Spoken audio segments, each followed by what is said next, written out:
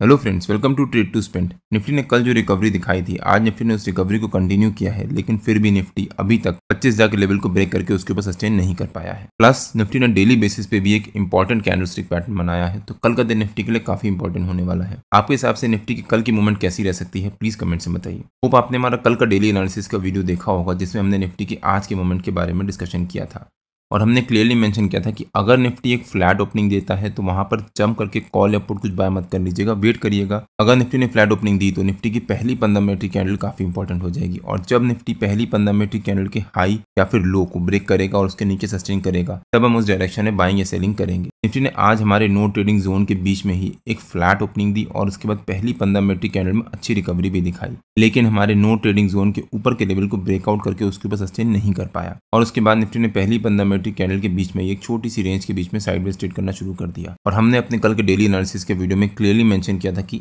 आज सेंसेक्स की weekly expiry है, और अगर सेंसेक्स साइडवेज जाता है तो उसका इंपैक्ट निफ्टी पे भी पड़ सकता है, और हो सकता है फिर निफ्टी भी साइडवेज जाए, और हुआ भी वही। और फिर निफ्टी ने धीरे धीरे यहाँ से रिकवरी दिखाते हुए जब निफ्टी ने पहली 15 मिनट की कैंडल के हाई को ब्रेकआउट दिया था, तब मैंने अपने प्रीमियम मेंबर्स को और फिर टेलीग्राम चैनल में क्लियरली मेंशन किया था कि निफ्टी को 24,950 का लेवल ब्रेक करने दीजिए और उसके ऊपर सस्टेन करने दीजिए। कल भी निफ्टी ने इस लेवल के पास से रेजिस्टेंस लिया था और शार्प फॉल दिखाया था, और यहाँ पर निफ्टी ने कल इस लेवल के पास से सपोर्ट लिया था और फाइनली एक स्ट्रॉन्ग कैंडल से ब्रेक डाउन दिया था। तो इसलिए 24,950 एक इंपॉर्टेंट लेवल हो जाता है, और निफ्टी की जो पहली 15 मिनट की कैंडल का हाई भी उसके आसपास ही था। तो इसीलिए मैंने मेंशन किया था कि 24,950 का लेवल को ब्रेक करने दीजिए और उसके ऊपर सस्टेन करने दीजिए। तो हमने आज कुछ नहीं किया, जैसा मैंने अपने कल के डेली एनालिसिस के वीडियो में मेंशन किया था कि मैं वहां पर वेट करूंगा। हमने वहां पर आराम से वेट किया निफ्टी को ब्रेकआउट देने का, और जब निफ्टी ने ब्रेकआउट दिया तब हमने वहां पर जाकर बाइंग करी थी और वहां पर हमारे को अच्छा प्रॉफिट भी हुआ था। फिर निफ्टी ने 11:15 बजे 24,950 के लेवल को ब्रेकआउट दिया था और उसके ऊपर सस्टेन किया था, और फाइनली जब यहाँ पर 12 बजे वाली कैंडल में जब ब्रेकआउट कैंडल के ऊपर सस्टेन किया था, तब मैंने अपने प्रीमियम मेंबर्स को शेयर किया था कि मैं 25,000 का मंथली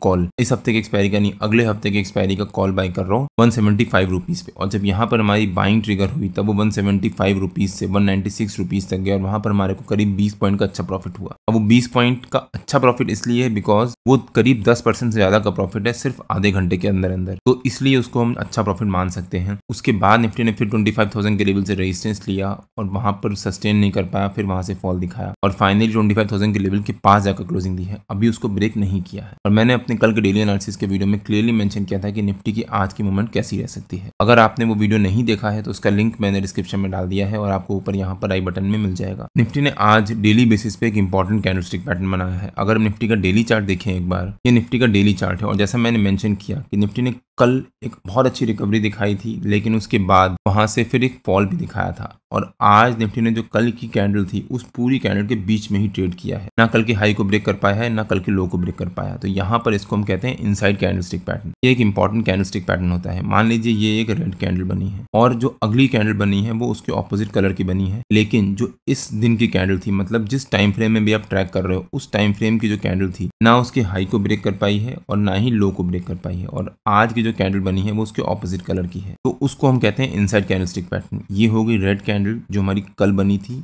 और आज बनी थी ग्रीन कैंडल, तो ये हो गया हमारा इनसाइड कैंडलस्टिक पैटर्न। अब अगला दिन मतलब सेम टाइम फ्रेम में जो अगली कैंडल होती है, इस केस में डेली बेसिस पे, तो कल का दिन निफ्टी के लिए काफी इंपॉर्टेंट हो जाता है। अगर निफ्टी ने कल इस रेंज के ऊपर, मतलब जो इनसाइड कैंडलस्टिक पैटर्न का हाई है, उसको ब्रेक किया और उसके ऊपर सस्टेन किया, तो वो निफ्टी के लिए पॉजिटिव हो सकता है, और हो सकता है फिर निफ्टी में थर्सडे ऑनवर्ड से एक अच्छी रैली आए।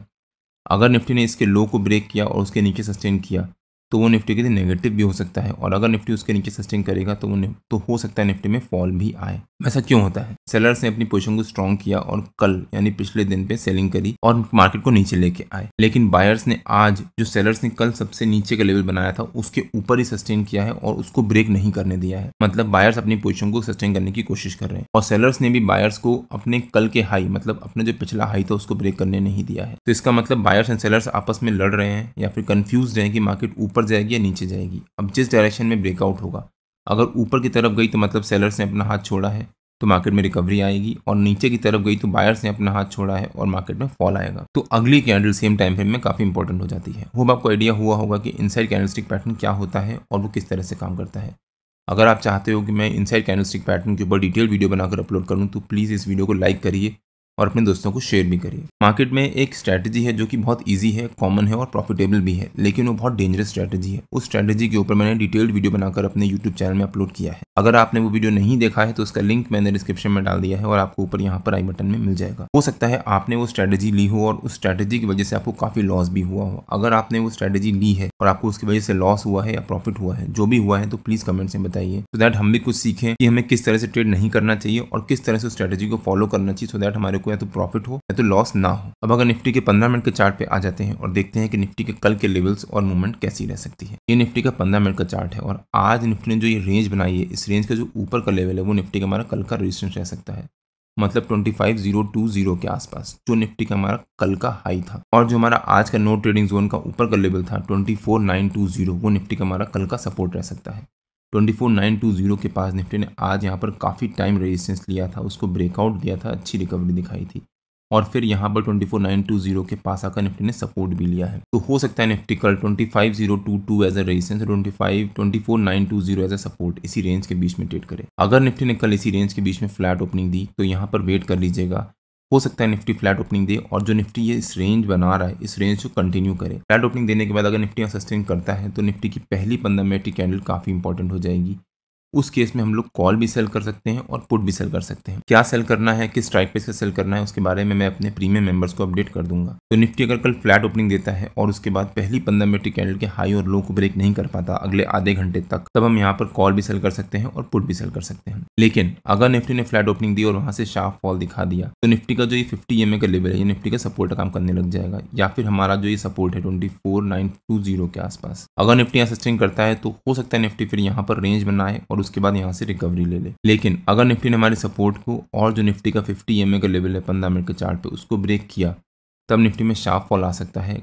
और निफ्टी ने जो ये गैप बनाया है या फिर इतना बड़ा गैप जो निफ्टी ने छोड़ा है, हो सकता है निफ्टी इस गैप को कवर करने की कोशिश करे। अब मैं ये नहीं कह रहा कि निफ्टी पूरा गैप एक ही दिन में कवर कर देगा, लेकिन हो सकता है निफ्टी इस गैप को कवर करने का ट्राई करे। अगर निफ्टी ने कल फ्लैट ओपनिंग देने के बाद रिकवरी दिखा दी, हमारे रेजिस्टेंस को ब्रेक कर दिया, 25,000 का लेवल एक इंपॉर्टेंट रेजिस्टेंस बना हुआ है और निफ्टी उसको ब्रेक करके उसके ऊपर सस्टेन नहीं कर पा रहा है। अगर निफ्टी आधा घंटा 25,000 के लेवल के ऊपर सस्टेन कर जाता है तो निफ्टी में कल बहुत अच्छी 100-150 पॉइंट की शार्प शॉर्ट कवरिंग आएगी और हो सकता है फिर निफ्टी 25120 या 25150 के आसपास कहीं जाकर क्लोजिंग दे। लेकिन निफ्टी ने आज जो ये फ्लैट मूवमेंट दी है, अगर निफ्टी कल इसके इग्नोर करते हुए हमारे सपोर्ट के पास या उसके नीचे गैप डाउन ओपनिंग दे देता है, तब यहाँ पर वेट करिएगा निफ्टी को सस्टेन करने का। अगर निफ्टी ने गैप डाउन ओपनिंग दी हमारे सपोर्ट के ऊपर तो हो सकता है निफ्टी फिर यहीं पर एक रेंज बनाना शुरू कर दे और साइडवेज चला जाए और उसके बाद फाइनली 1-1.5 घंटे बाद निफ्टी यहाँ से वापस रिबाउंड लेना शुरू करे। जब निफ्टी रिबाउंड लेगा तब हम बाइंग करेंगे। अगर निफ्टी रेंज बना रहा होगा तो हम वहां पर बाइंग नहीं करेंगे, हम वेट करेंगे निफ्टी को ब्रेकआउट देने का या ब्रेकडाउन देने का। लेकिन अगर निफ्टी ने हमारे सपोर्ट को ब्रेक कर दिया और उसके नीचे सस्टेन कर दिया,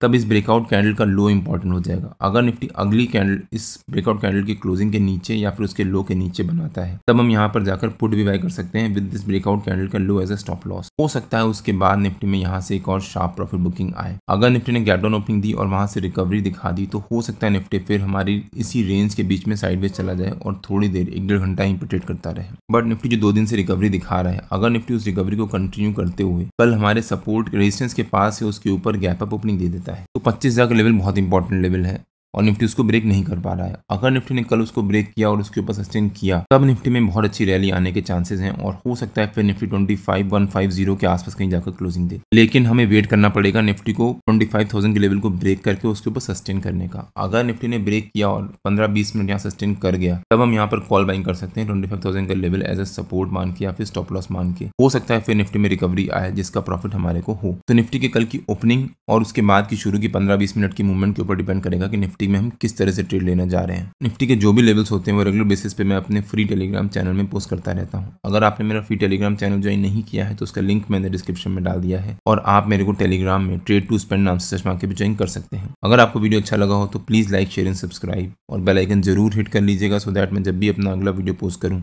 आपको नोटिफिकेशन आ जाए। कल मार्केट में मिलते हैं। टिल देन जय श्री राम एंड जय हिंद।